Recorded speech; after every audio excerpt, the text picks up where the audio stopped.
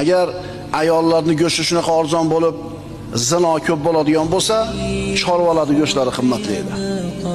Agar odamlarning orasida hayo suvi ko'tarilsa, odamlarning yuzidan hayo suvi ko'tarilsa, ular uchun samo suvi kamayib ketadi. Bu qonun. Bu qonun. Shuning uchun haqiqiy ulug'vorlik nimada? Ana shu haqda turgan, sobit turgan ozchilik bilan birga bo'lishlikda. Ko'pchilik bilan bo'lishlikda emas. Allohning azobidan qutulishligimiz faqatgina mana shu Allohning dinini mahkam ushlagan ozchilik bilan birga bo'lganimizda bo'ladi.